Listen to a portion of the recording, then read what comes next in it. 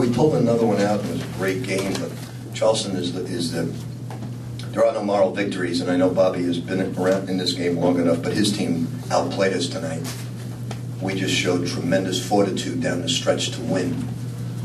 When you give up 12 threes, you don't normally win, and we did, because they're very difficult to guard, because they take you off the bounce, and they're a great drive and dish team, and they can put 4 shooters on the floor. They pass it real well. They cut real well.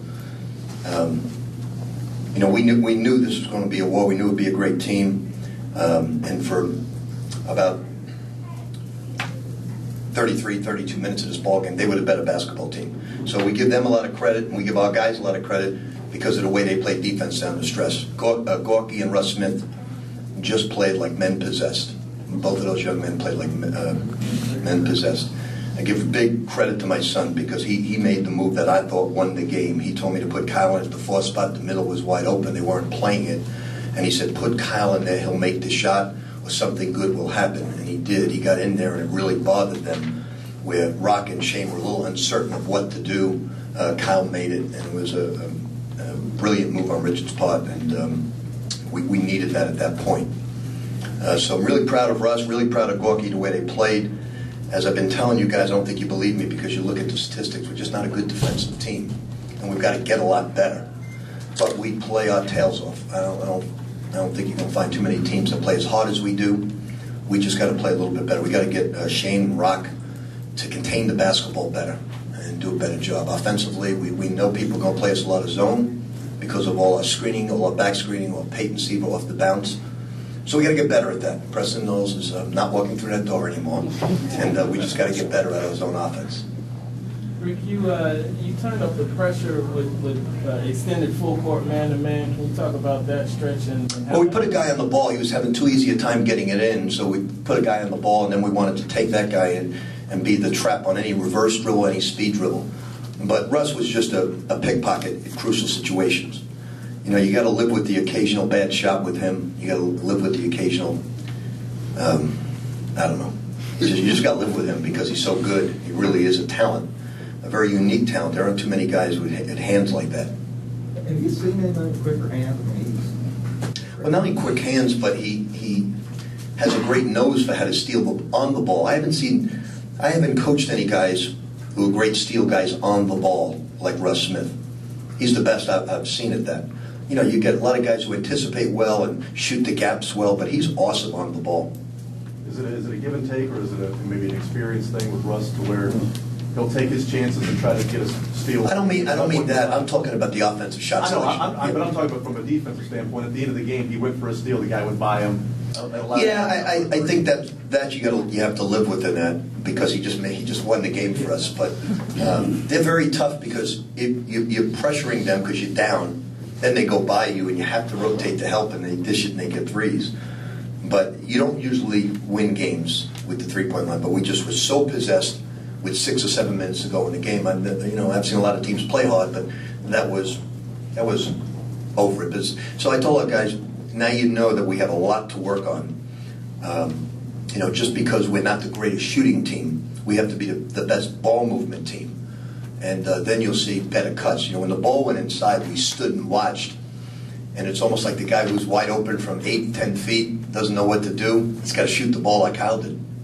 Is that a spot where you mentioned Kyle goes to 4, where Rakeem Buckles or Shane Banning? They were just uncertain, and Kyle was going to shoot it. Kyle was going to shoot the ball. And Gorky, I just thought Gorky played like a man possessed, down the stretch. He knew what we needed from him. And we're playing really good basketball teams. Charleston's a heck of a ball club. Ohio U is a heck of a ball club.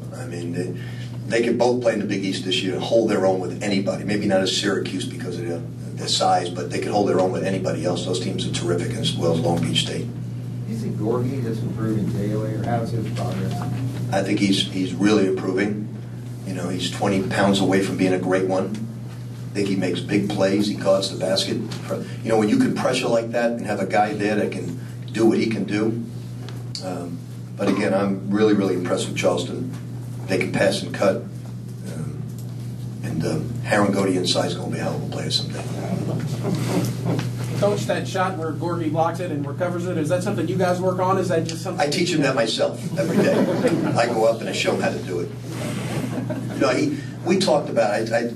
You know, guys, Gorgie, you don't know who Bill Russell is, but one of the greatest things that Bill Russell did was when he blocked the shot, he kept it in play. I said, still the other team's ball, and with that many weapons on the court, the key to a block shot is to keep it in play. And he did a good job of that tonight. The zone offense in the middle, is that where you feel, I mean, can Shane... They left it because they were going to take away the perimeter, and they left it. Is that a spot where Shane and Rakeem, do you think their offensive skill set should be able to excel in something like that? Yeah, I think it's something that we work on every day. But if you played the game, you realize that that's really a tough shot. Now, it doesn't bother Kyle. It really does. He likes that shot. It doesn't bother him. He's got a great touch. They're thinking, should I drive? Should I try to get to the rim? Should I pass? Should I shoot? And you have to take the shot. You have the ball fake and take the shot. Is Kyle also now kind of having that all-around game that you want to see? It seemed like he had some big rebounds. I thought he played well. He's got to rebound the ball better, though. I'm not sure he's still 100%. I think Peyton Sievert's got to get into physical condition.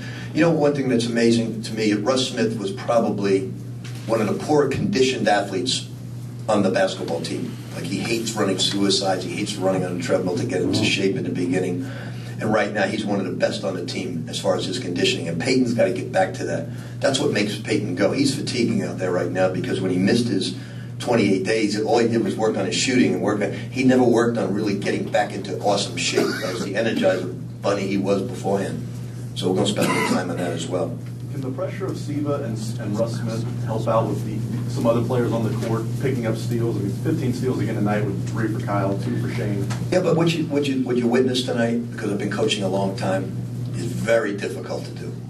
Very difficult to do. Those guys, they were exhausted. You know, when they wanted to give me a 30 timeout, I said, no, we can't take it. We have to take a full. We were exhausted, and rightfully so. We were working our tails off and made big plays. You know, this team, with the exception, we missed a few free throws down the stretch. Every game we've played this year with 6-7 minutes to go in the game, we have made really good defensive plays, really good offensive plays. Rick, how comfortable does it make you feel that this team has shown over and over again they can be down in the second half and yet they continue to make the plays to win the games? I think they have great heart, great character. Now we have to get great execution, especially, I told the guys beforehand, I said, there's 2 things going to stop us, is stagnation with our zone offense, and then the other thing, the 3-point line. And that was a whole thing again in guarding them. Stop the 3, stop the 3.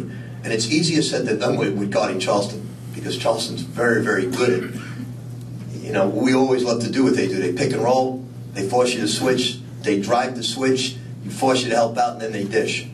And we didn't want to play any zone tonight. We tried playing zone, and they really hurt us a couple times we played it because they ran their motion against it.